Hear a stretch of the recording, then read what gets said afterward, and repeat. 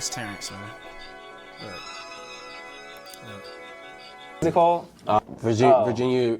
You can take courses on like Coursera and different things like that. So Virginia University and also University of UPenn. So yeah, tell me, you know, like the roadmap and the journey up until this point is, and then, you know, I would even like to know what kind of questions, you know what I'm saying, you got too, because I want to make sure at some point we cover those, because your audience is probably going to want to know those things. Most definitely. So, you know, where I started, I've always been, you know, in New Jersey, basically. So I went to school. And, you know, after I graduated high school, I knew I wasn't, you know, going to do college and all that. But my parents, you know, to make them happy and stuff, I said I was going to go.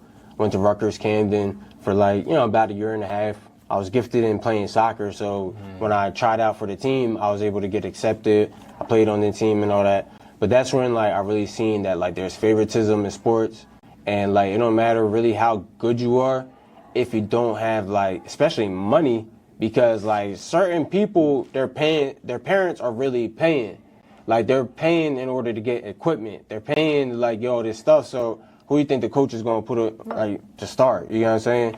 So when you look at these different things, I'm like, you know, at the end of the day, I'm kind of just here. So it came to like the point where, because I never really been good in school, because I ain't really like, you know, apply myself and like ADHD and all that stuff. And I learned so quickly and rapidly that like when I'm sitting with other people and it's taking whoever time, I'm over here. You know what I'm saying? So now like the teacher like, oh, you know, what's the problem? Like this and that, you talking, like so all this stuff. So, you know, when I got to college, I'm partying, I'm social, I'm doing all this stuff. So, you know, they're like, look, you're on academic probation, and you basically gotta like either put your grades together or that's it. Right. So I made the decision, and I had, you know, a friend at the time, and I've always loved cars. I still love cars, all them things. So I'm like, look, why don't we go get our automotive certification, and like we'll start doing that. So we started talking about that. So we went to Lincoln Tech, and within like, you know, 6 months or something like that, we got certified to do that. So, you know, I started working at BMW because I moved up to North Jersey and stuff, because all this stuff started to teach me about, you know, business and different principles.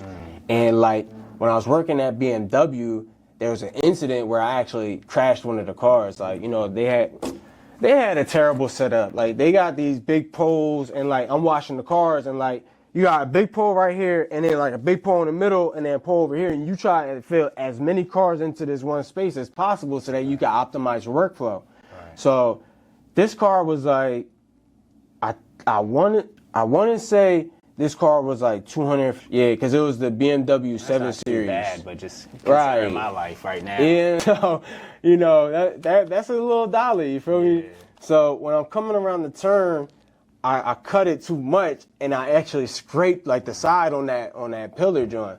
So I acted like everything was cool, washed the car, I put it back. So they come and they're like, yeah, we gotta talk to you, this and that. So I'm playing it cool, whatever, this and that. So they're like, yeah, did you you know, crash, scrape up one of the cars? And I'm like, nah, you know, everything cool, this and that. So they like, they put the tape on the joint. They're like, is this you? And I'm right in the joint looking at it and stuff. And they're like, I'm ready and get in the car and stuff. So they had me red-handed, like literally. No, so right. It's not like you just hopped in the whip and drove off. He said, I was staring at it and everything. Dang. Because I couldn't believe that, like, I was like, yo. So, you know, the manager that was sitting there, because like his boss put the tape on and was like, yo, he was mad. So my manager was actually upset, and he was like, yo, if you would have just like told the truth, we would have been cool. You feel me? Yeah. Because he's like, yo, we got a whole body shop. It's nothing for us to fix these joints. True. We took you on as a liability being an employee anyway. So that threw all types of lights on, and I'm like, yo, I ain't never lying like this again, because, you know, I'd rather just tell the truth, because at the end of the day, you could reconcile that. Yeah. So when they fired me, I had to go back home. All right. So I moved from North Jersey back down to Sicklerville. So I'm there. I'm not working, not doing nothing. My dad and my sister are doing network marketing. And, you know, I'm not going to mention companies or whatever, but they're like, look, you're not doing anything anyway, so we about to pay for you to start, coming to the meetings and stuff. So I'm like, all right, I don't really care. Like, every time they listen to like the CDs and the educational stuff, I'm putting my headphones on, I'm out the window, like, yo, they on this stuff. So like, I went to this one meeting and the guy was talking about like the 45-year plan. And what this is, right, most of the time you're going to start working at the age of 20, okay? Yeah. By the time I'm 34. So by the time you reach like 35, chances are your salary is going to start to plateau and start to like peak. You know what I'm saying? And once that happens, if you got a house, you got a car, like as a man, let's say you paying the car for your girls, your wife and stuff, whatever too, even that, wedding, because wedding, most of the time you're going to put on some sort of credit. The wedding rings, all these different things, that stuff add up into your lifestyle. And then you mentioned the cost of living too. Yeah. So all this stuff is going up at a certain point, and then all of a sudden, when you get to 35, your income plateau.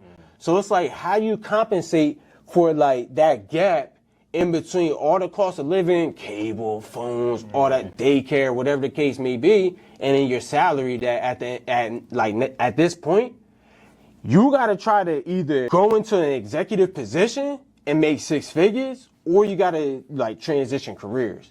Because now rent is going up, gas, all food, like everything's crazy. So it's like, what do you do in order to prepare? And that's not even the kicker. Right. By the time you get to the end, right, to retirement and hit 65, the graph go like this. And you hit retirement because you want to live off your pension and stuff. And that's, so your income is shot. You feel me? Yeah. And that's only a half or a third of the income that you was making. So if you got all these bills, what you gonna do with this? When I seen that gap and the dude was showing me on the graph, that scared the daylight out of me. And I was like, yo, I don't know if what he's saying is like he's making money with all these products, but the information, I'm gonna take that. And through network marketing and direct sales and all these things, they can't tell you that you can't reach their potential, because then you won't do it. Yeah. So when they constantly basically brainwashing you, saying, yo, you could do this, you can get in this level, and I'm really listening to CDs, I'm reading books, I'm doing all this stuff, I'm showing up, I'm like, yo, because I'm going to do this 1,000. I'm like, yo, maybe I can do something. Maybe I don't really have to do this product. Because, my dad and sister, they was diehard in this job. Yeah. But I'm like, yo, what if I make my own system? What if I become smart, right? I use the information, I package it just like what they doing, and I start selling that. And I start public speaking on, because that's all they doing. They public speaking to a loyal group each and every week. Every Tuesday, they know such and such is going to show up and pay at least $5. Now, you got at least 20 people in the room. Right.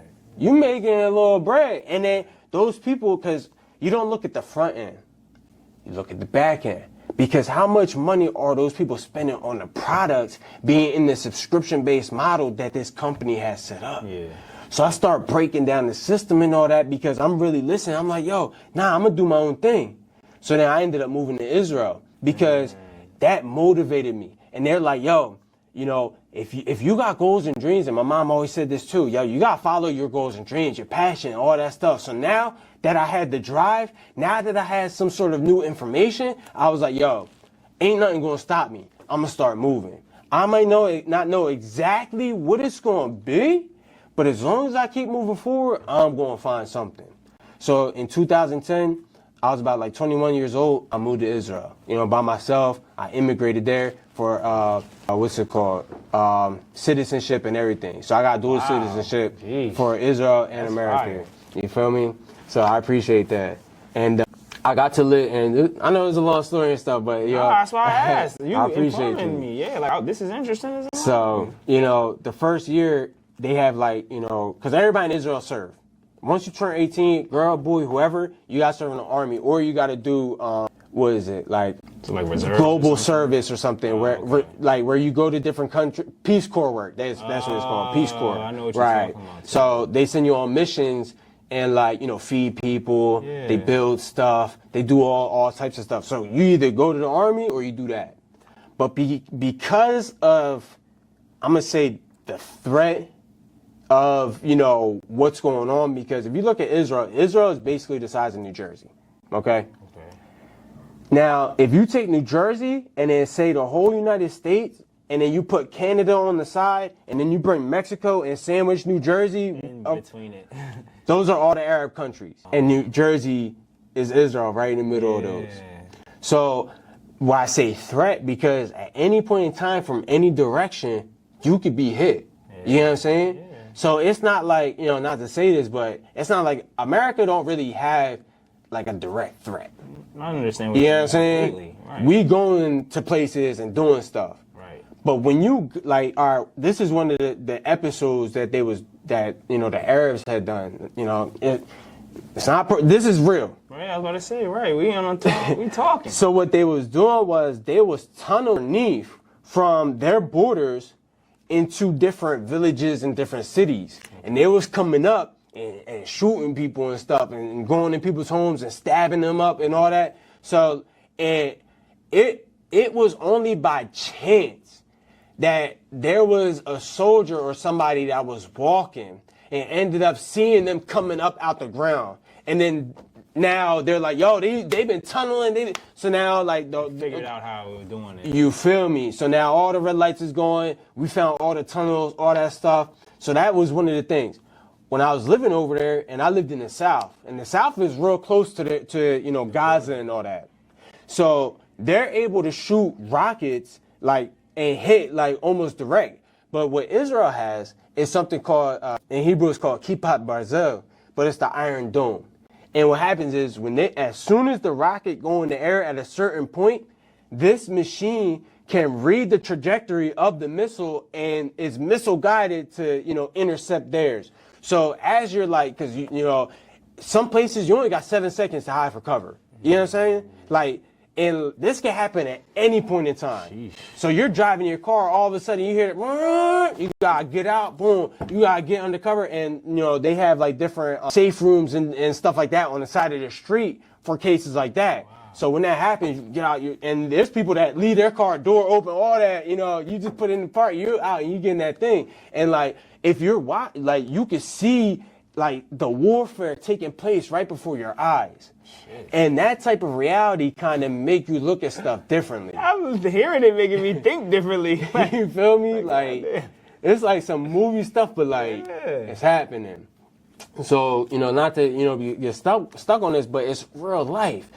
They had this one tour where they was, you know, driving up, ramming into, you know, bus stops, hopping out, and whoever was still alive, they was stabbing them.